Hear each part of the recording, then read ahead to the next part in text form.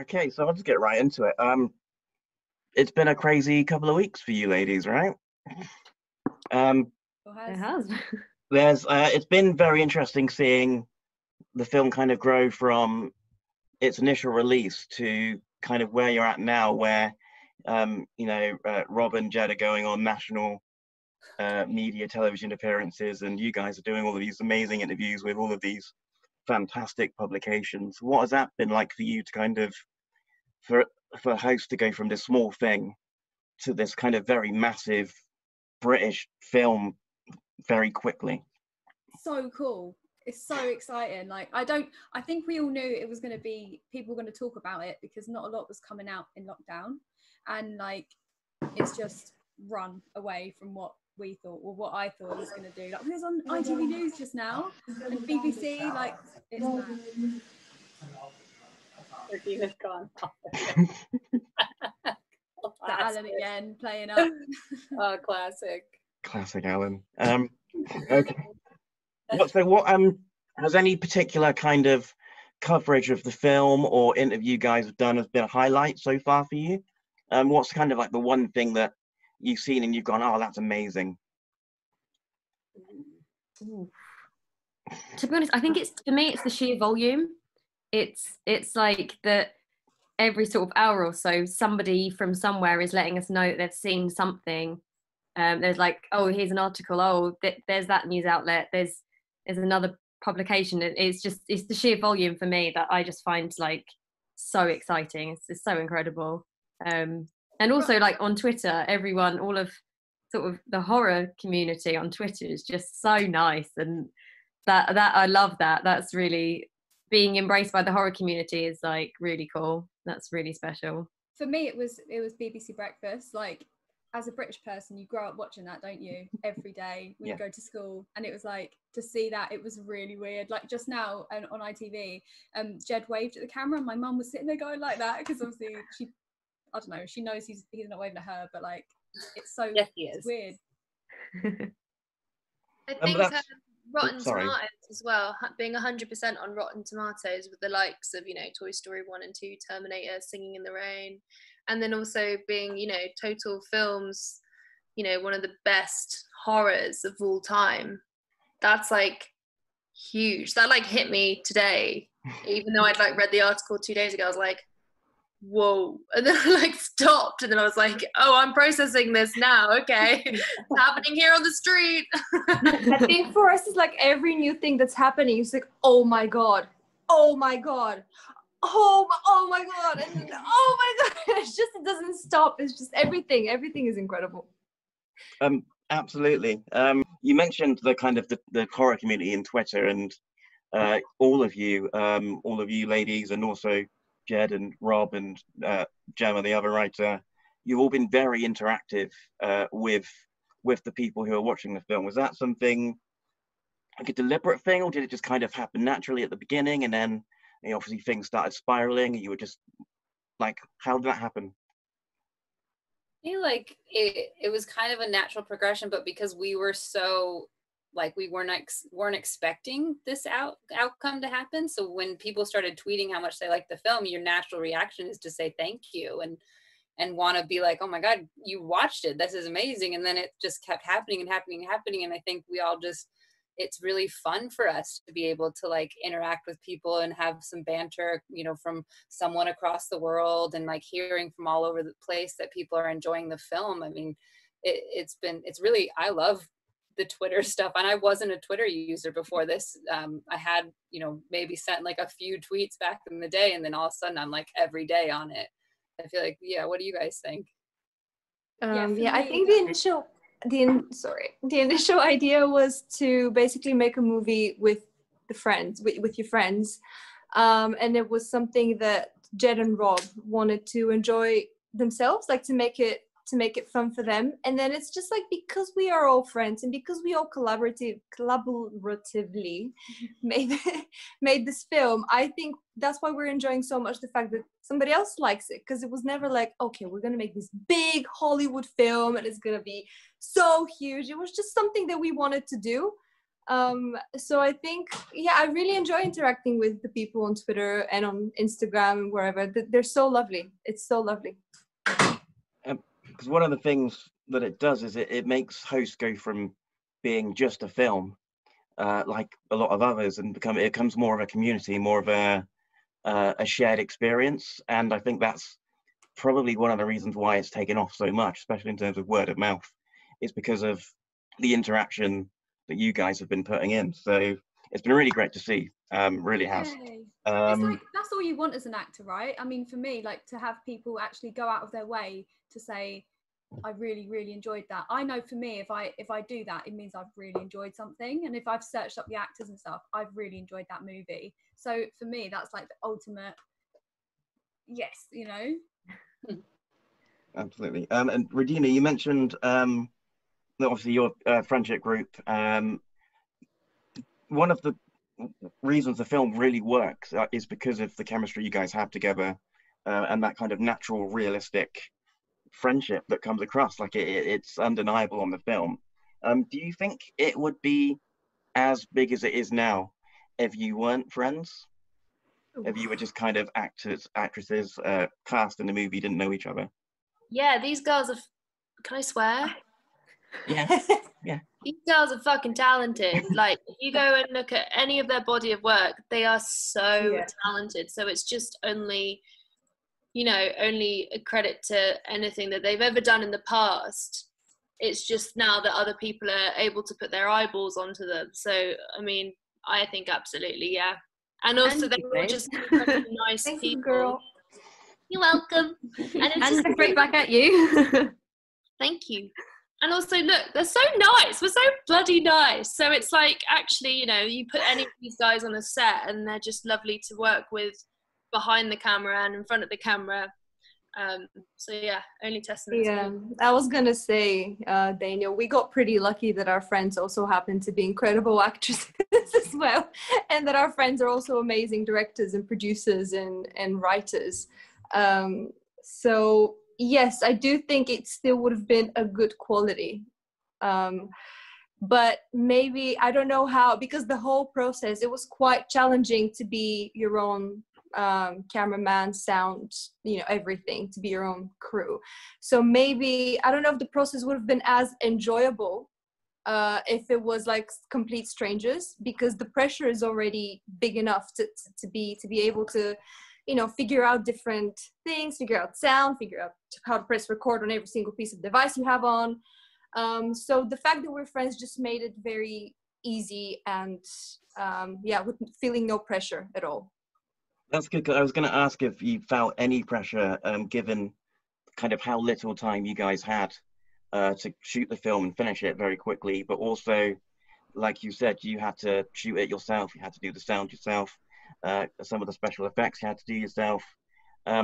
Was there like a pressure, like an internal pressure to get things right very quickly, or the first trial? Because you were, like, as you said, because you were friends, it was more of kind of like an easygoing, fun atmosphere. Do you know what? Yeah. In the ways that it would normally be pressurized. Oh my god. It wasn't, because we were friends. But then on the other hand, you had that pressure of, these guys are my friends. I don't want to let anyone down. I don't want to lose the footage. I want to make sure I'm doing my bit and doing the best I can, even more than a normal project. So yeah, there wasn't the stress of like, oh, these people are gonna like me or not. It was more like, I really want to do a good job for everybody, and I want to make sure that I press record and don't forget to do stuff like that. I think there was. Sorry, Sorry. go. Hello, you go. No, you go. We're gonna be so British. No, you go. I think trust. I don't know if you're about to say this, Haley, but definitely trust of Douglas Cox, our producer, who was fantastic. He must have been like a duck, because, you know, treading water, because on top he was cool as beans, but like underneath, I mean, I know that I would have been like, fuck, oh my god, this is so much pressure.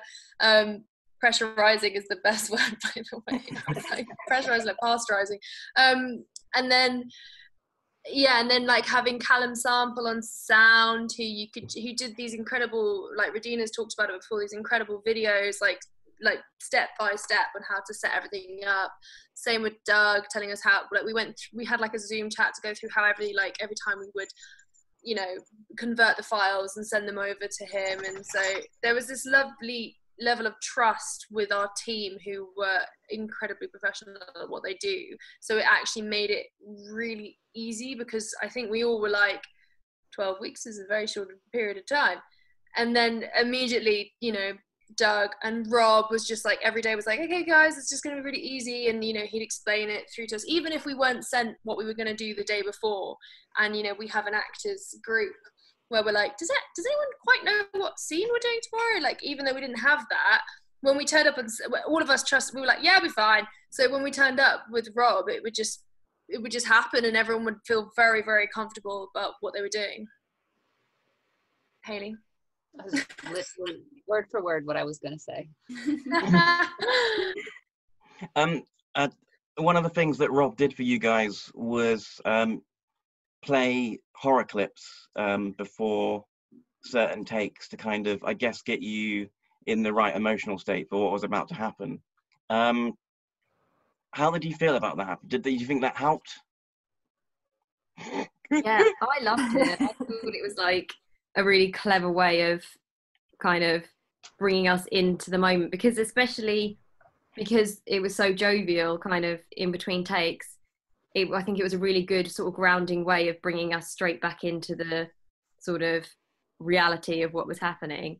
There was one time where I found that, because it was when we were doing the scene where I'm like sort of in hysterics, and I'd sort of got myself into that kind of place and then watched something scary, and I was like, oh, I can't watch it. So I actually just looked away, because it would have knocked me out of the emotional state I was in. So that was the only time that I didn't watch it, because I thought it would like knock me out of it. But apart from that, I found it was I thought it was a really clever thing for Rob to have done. Yeah, it just stopped all the silliness, and it just made it serious. Like, even if you weren't necessarily scared by the clip and you know you're watching a film, it was serious. Okay. And then like you were like that. Radina, did you, I don't know, like with the horror thing, did anyone not watch it? Because I was like this the whole time. I saw you. There was one time because I was trying not to like, I was trying to be like, oh, my camera was a bit lower than normal, but actually I was actually looking. Yeah, there were definitely times where I was looking through my fingers like this, because I was just like, oh god. Yeah, it was too much at times. So I muted everyone as well. I was like, mute. I had no idea what was going on. Did you do that when you were watching the actual film? Or did you kind of make yourself go, I need to watch all of this, no matter how scary it gets from start to finish? Or again, when you were watching it, were you like, oh, I need to look away a little bit now?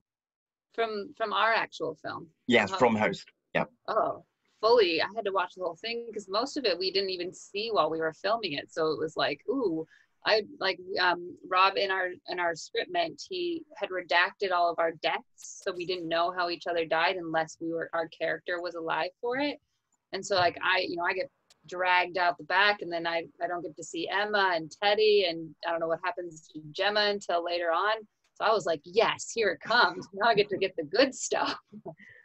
I was like that at the end, and I actually was like that. Like, I filmed me and my mum watching it, and my mum and my stepdad, and we were just like, I was like, I screamed. I was like, ah. Yeah, I think the first time I watched it, I didn't see the whole bit. The second time, I was like, okay, I have to. I'm in it. Like, I have to watch it all. But yeah, first time it was difficult. Didn't your mum say that she couldn't watch you die? Yeah, my mom is terrified of everything. So she was like, okay, I'm gonna watch you until you die, because like I told her, look, I die first, right? And she's like, okay, I'm gonna watch you. And then she couldn't hold on to my death. And I was like, okay, Mom, I'm literally going to tell you exactly what happened. She's like, no, I just stepped out. Yeah, she still hasn't seen the rest of it. Oh. Your death's probably the least graphic death as well, Radina. It's because it kind of happens off camera, it's implied, whereas with some of the others, you see very much exactly what happens to them. So hopefully your mum will eventually pluck up the courage. I'll work on it. Would you say that you have a newfound respect for the horror genre now? Obviously with the fans and the interaction there, but also with kind of watching it and enjoying it, and kind of the reason why horror films work?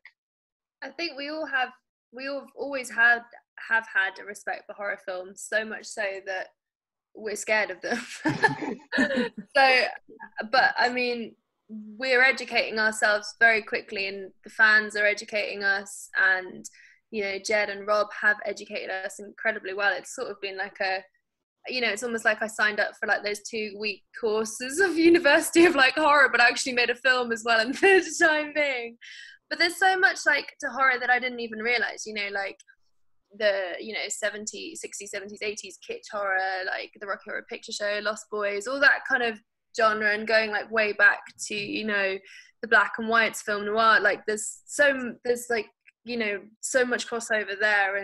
And then I've also had a lot of, you know, education from the queer community in horror as well, which has been really amazing, and how, you know, imagination just helps all these, you know, people who feel on the outside. And so I think we've all respected horror, but I think we are also now being opened up to so much more that's incredibly exciting. Haley, what do you think? Yeah, I'd say I totally agree, because I think our depiction of horror was always, you know, what's mainstream, you know, The Grudge and The Ring and the things that were in the big theaters. But just working with Jed and Rob, I mean, they are encyclopedias of horror films, and so they'll name drop things that, you know, we've never heard of, but they're like, oh, it's the best movie I've ever seen. And so we're like, oh, great, let me see this. And I think too, for us filming, you know, we got to see the behind the scenes, and so we saw how the pieces in the script were going to fit into causing someone a scare. But then not until the final product was I like, oh, I get now why me walking down my hallway slowly in the dark is causing a reaction, a visceral reaction in my body, and how incredible that is as a filmmaker that you can do that to your audience. And being scared is such an interesting experience that you don't have all the time. You know, I think for a lot of us, like screaming at the top of our lungs is like not something we do day to day. I mean, I don't know what, Caroline, what do you think? I definitely don't scream at the top of my lungs day to day. Yeah, no, I completely agree. And I totally agree with what Jemma said about it being like being at university, because I actually did a 6-month module, a part of my degree, which was a horror module, because I did a media production degree. And I've learnt more from Rob and Jed and making this film than I did in 6 months of studying it. Because that's really cool. Yeah, well, I'd literally forgotten about it until Jemma said that. But like, it is just, you literally, like, it's like a really cool puzzle, the way that they've sort of talked us through all of the different kind of elements and how they feed into each other. And like, now when you watch something, like, I feel like I'm noticing the things that they've previously pointed out, and then you can see how it's working. So it's such a skill and like a knowledge base that they have. And I think that's why all of those things layered on top of each other just kind of have made this like awesome film. I did want to ask, do any of you actually believe in ghosts, the supernatural? No. You do, Haley? Yes, definitely. Why do you keep doing seances? I think because I'm going to talk to nice people. I don't necessarily think I'm going to do a seance and it's going to be a demon that comes to me. I think it's going to be like one of my, you know, dead relatives or someone cool, or I don't know. I do, because I really enjoy it, but I also know might be one of the few in the group. I think that's like partially why your character like followed that like story in the film, because they were inspired by you and your real connection with it. Yeah, I was typecast very well. Obviously the characters all seem like they were slightly based off of who you are as real people. Is that fair? I'm not that much of a douchebag. Of course you're not. No, they were like super exaggerated versions of ourselves, like dramatic, like, you know, it's like based off trip, but you know, when they twist it, and it's like, I mean, yes, our names are the same, I wear filters and stuff, but like, you know, it was a kind of a caricature of who you actually are rather than a real life depiction. Yeah. Okay. Because it's a film, like we needed to, certain things about us needed to be, you know, dialed up, and certain things about us needed to be dialed down for the narrative to kind of work, and for us to have, because we all actually get on and we all really like each other. So we needed a little bit of conflict and something going on in the group. So yeah. Also, like, I'm in real life terrified of the dark. Like, I sleep with the light on still every night. I sleep with a like Lumi lamp on because I'm scared of the dark. And then if there's a noise, I send my partner out as cannon fodder to go and investigate. Smart. And then we sleep with the main light on, much to his horror, which he didn't know that he was signing up to. But yeah, I'm in real life, I'm terrified. Like, I'm not as brave as Jemma, unless obviously like a friend is in need. Then obviously I would just like put on my big human pants and just get on with it. but yeah, that was different about me and my character, I think. We did oh sorry, go. You go. I was gonna say, we did a real seance before we filmed, and that's when our writer Jemma Hurley, we met her for the first time. She, I think, just observed things that happened in the seance. So one of the things that did happen was that Jemma had a book fall off her shelf and freaked her out, and so she jumped up and cried because she was terrified. Yeah. And so that kind of was like a spark to being like, oh well, we could slot this in here into the film and recreate this character so that it fits more to a dramatic narrative. So I think Jemma Hurley was able to pick little things out and then dial them way up to actually be kind of create these 5 different archetypes of people. I mean, I hope I'm more fun than my character. Yeah, Hayley's not a nag and Gemma's not mean, so putting that one out there in the world. Caroline's a big scaredy cat. I'm brave. I know you are. You are very brave. You do sort of go into the attic a little bit. Kind of. Kind of go in there, yeah. Have to get this stick out. It's funny, Jemma, that you mentioned that you're not a douchebag in real life. Even your character does do some things that are probably ill-advised. But there, I don't know whether you guys have been keeping up with a lot of the rumors, a lot of the kind of theories about what's actually going on in the film. And there are some suggestions that you might not be responsible for what happens. I don't know if Hayley is in your box, but she's there in my box. Yeah, she is. That's where she is. So you think that Hayley is responsible? I'm here for answers. I want to know. Who do you think? She was nervous to start with. Then her ironing board fell out. Also, she started the whole thing when normally I host, like there was a backstory that I host quiz night, and she took quiz night from me. So that was like the whole like already the challenge thing of like, all right then, let's do this thing that you have to do. So it's definitely Hayley's fault, I think. I don't know. What do you guys think, Caroline? I'm blaming Alan. He was chopping those mushrooms way too loudly. Remember when we kind of had to pick a side? Like they were like, whose fault do you think it is? And then it was like after the argument, I don't think you really see that in the film. I think they cut it out, but like you kind of had to be like, oh Jemma, or oh Hayley, it's all your fault. Like I actually think it might be Teddy. I was going to say because Teddy. they're the first one. Yeah, Teddy and Ginny are the first people to disrespect the spirits while we were already inviting them, and they just logged off. So it might actually be Teddy's fault. Well, Teddy also undermines Hayley completely by bringing up the drinking game, which kind of set things off for all of that. Yeah. How come the cisgender straight white man gets away with it all again? God damn it! Thought this was a feminist film.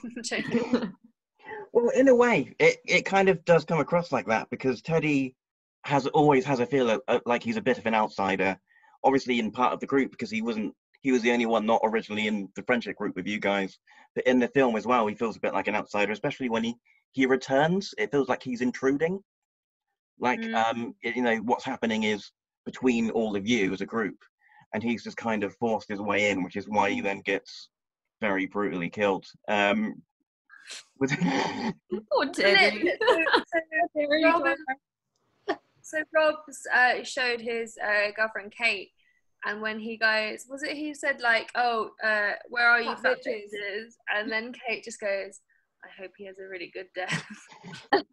Which does. we all Yes! But no, there is like a weird energy when Teddy comes back, and like when we were filming that, I remember it feeling really like strange, like there's something really eerie about that moment, and that even filming it was weird. Your reaction to that entire sequence is your genuine reaction because that's the first time you see it. That's right. Yeah, I mean, we did it a few times because it's a film, right? Yeah. Just in case. But yeah, that first time I remember being so shocked at how long it was, because everyone else, we kind of, they'd be like, right, we're going to play the next bit. You don't know what's going to happen. And you'd all kind of be there like, right, okay, you know, go. And like for that bit, it just kept going. And so I think the more it was going on, the less I was thinking about myself, and I was just watching it, and I was like, you know, but yeah. It's cool. When you are watching those kind of the special effects moments, the deaths happening, because a lot of you saw them for the first time, what's going through your head? Is it kind of genuine concern, or is it kind of like oh wow, that's amazing, I don't know how they're doing that, but it's really cool? Like what was going on in your head? For me, it was like, I mean, as an actor, you're always aware it's not real, you know, but there's like that bit of you that is just, you have to get to that part of your brain, like imagine if it was real, and then you go into it with that, and then you are just, you know, imagining like it was real. Well, that's what I did with all of them. I think Caroline, oh sorry, Radina, you go, because I've just been yapping away. You go. Okay. No, I was gonna say the first time we saw the whole film, it was definitely, oh my god, that's so cool. I don't know how they did it. Obviously, like jump scares a lot, but like while Rob is showing us these things, we're reacting to something. So obviously, you assume it's real and it's actually happening. Yeah, Jemma, sorry. Oh, while Gemma's drinking. Sorry. Oh, now she's finished. But the bit where Hayley's chair moves out the first time, we didn't know that was going to happen. So that was a genuine, real, what the hell? Like we were like, that was so badass. That was such a badass thing, Hayley. Yeah. I think Caroline, when we see Caroline, it's me, Emma, and Hayley, and I genuinely I called Caroline afterwards and was like, dude, are you okay? Like, that was amazing. I was like, first of all, that was, like you said, I think there's two things going on. You're like, how are they doing this? At the same time, you're like, this is horrible. I hope I never see this ever. Like, and so like, there's just lots going on in your head. But at the same time, I think, you know, it was so, Brenner is just such a fantastic editor that you're just taken into it immediately. So you're very lucky, like, to have such an incredible edit to like react to. And I know Rob was editing some bits together as well, but Caroline's scene was genuinely upsetting. Oh, every time I see one of these things now pop up on our Zoom, it panics me. But yeah, so there was like a thing that said updated. But I genuinely felt sad with Caroline. But I think the moment where it hit that, like, you know, when you get that pit in your stomach and it just drops, was when the looped background came back on, and I was just like, oh, that was like so sad, because you know she's gone, but you also are seeing someone still there. And I think it's so of this generation of how when someone passes away, they are almost kept alive on social media. They're like preserved as they were, but on social media. And I feel like that use of technology in the Zoom was very similar. And yeah, Caroline, mate, I called her afterwards and it was like a 2-hour chat, and I was like, basically Caroline consoling me. I'm fine, don't worry, are you okay? No. Sorry. Caroline, you seem to really enjoy smashing your face against the laptop. I've seen some of the other interviews where kind of pretty much everyone says that you were going for it as hard as you could. What was that like? It was really fun. It was bizarre. Like, it was really, because the chair that I sit on is a wheelie chair, and I've got a wooden floor. So it was trying to kind of navigate because as I was moving, my chair would go backwards. So I had like this unexpected issue, and I was like, well, what do I do? So then there was a bit where I was trying, and I was like standing, and I was like lunging, and then I was like, well, that doesn't work, because you can see that I'm standing there lunging. So we were just like trying to navigate the different sort of physical options of like making it work. And then as well as doing that, like being able to do like the makeup and stuff was awesome. Being on like the chat with the three guys who were like talking me through it all, and then also like doing the filming. It was just the whole sort of experience of making that scene was just so fun. And obviously because I knew, like watching it back, the first time I saw it was when we all watched the film, so I knew it was coming, and I knew, but I didn't know exactly when it would be, and I didn't know what it would look like.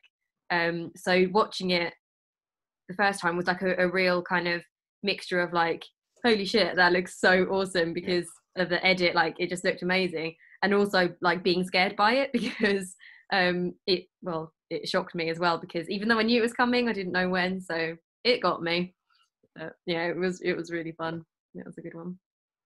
One of the other things that's very unique to this film is that when you guys are all acting, you can see yourselves in front of you. Like, what was that like, being able to see in real time exactly what you're doing? That must have been a bit weird.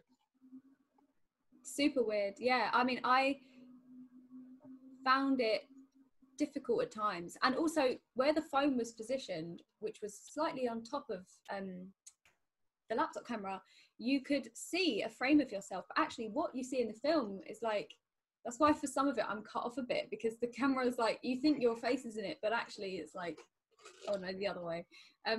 But you kind of have to try and not look at yourself, even though I think it's tempting when it's there, and you don't normally have that in a film, and you think, oh no. But you kind of have to try and not. But then again, in a real life Zoom, sometimes you do look at your own square, because you're like, you know. So it's like finding the balance of, don't look at yourself, look at other people, but also like it's a real Zoom call, so you know. There was also an element of kind of, you had to look at your own square to make sure that you had the right framing and stuff, because there were some points where like the part where I'm walking up the stairs after I've just gone to try and find my dad, and then I come back up the stairs, that shot, Rob was like, make it a half sort of cut off shot, so it is literally just out of sort of, not my face, like just my chin. So I was doing that while like looking around, but also sneakily trying to look at the screen to make sure that I was doing that, and then hoping that I was doing that, because if I wasn't, then you can just see me like looking at myself on the camera. So it was a mixture of the two. But like, yeah, every sort of, because you knew what your framing and things should be, so you can often just check out the corner of your eye that you were doing the right thing, but also while then trying to stay in it and reacting naturally off of everything that the girls were giving. So it was a combination. I like doing this, and I keep doing this throughout this interview. I keep being, everything's a combination. Okay. I will wrap it up with from each of you. I just feel like if we ever were in a band and, you know, they like Run the Jewels do this, or is it like this? Like they would do this in the audience. I love Run the Jewel. You need to find a way to get that in your next film. We do. All of us. We could be like aliens. Ooh. I want to do an alien film. That'd be fun. I will wrap it up with one final question. And that is to each of you, what is your favourite moment of the film? And that can be a particular scene, a specific line of dialogue, one of the Easter eggs that there are. Just for you, what is the standout moment of Host? Ooh, good question, Daniel. My favourite, I don't know if it was my favourite, because there are so many incredible moments that are just so impressive. But there's a particular moment that will always stay with me and bring me back to shooting, and it's when Hayley sneezes. I love that, and every time I watch it, I just immediately, all the fun that we were having on set and like the intensity of acting in that scene, then immediately combined with like the sneeze and it being broken, and I love that moment from, and also in the film, I think it really works. But yeah. That would be my one. Particularly since that was an accident, right? That wasn't supposed to happen. and it, in terms of like the build up of tension and then the release of it, it is fantastic. It's a fantastic moment in the film. So yeah. I planned it. Hayley, you go. What's your favorite moment? I think my favorite moment is, or probably top 5, my favorite is when Radina's death scene, when her oven starts smoking and you can see Radina and she can't hear us, and then Alan hits the ground. Every time I watch that, and I watched that filming it, so I've seen it 30 times probably at this point. Every time when he hits the ground, it just makes me jump. So I think that it's such an effective, and that's kind of the first real major scene. And just the panic I get watching Radina in this room filling with smoke. I've seen it 30 times, and every time I feel panic that I need to save her somehow. So I think that was my favorite. Radina, your turn. Oh, sorry.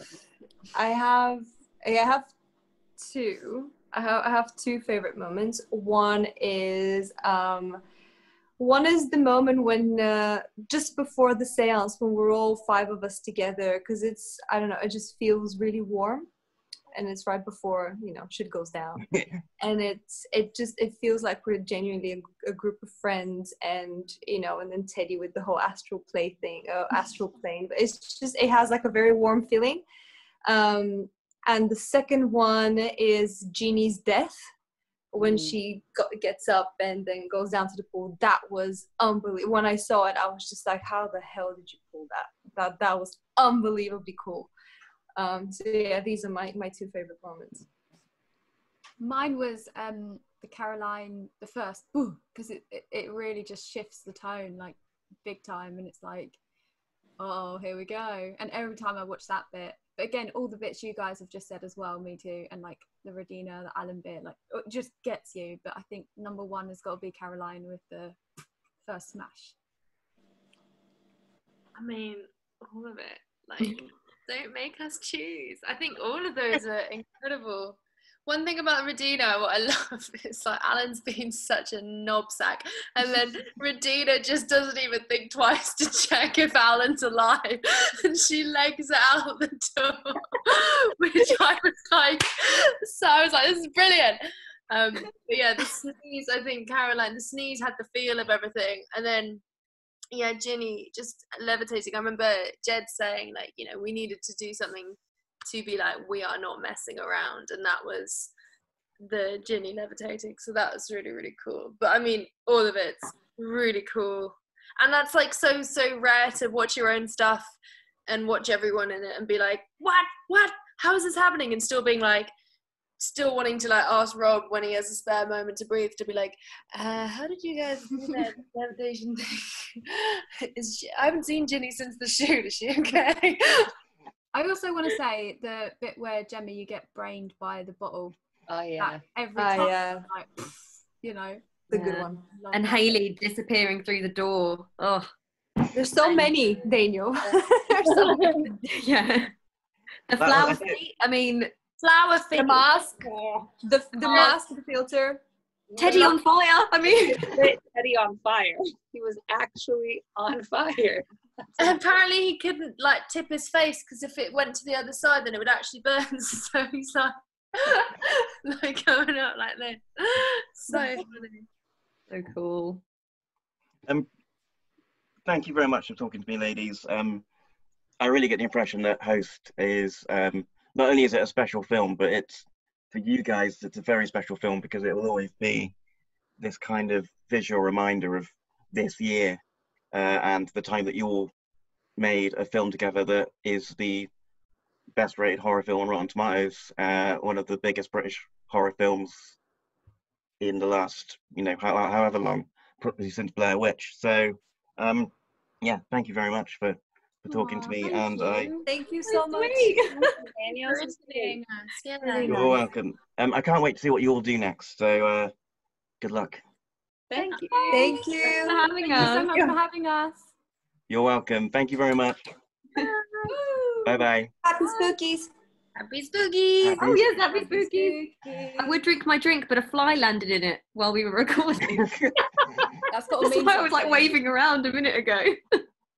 Okay. Fab. Thanks so much. Bye bye. Bye, See you later. guys. Bye.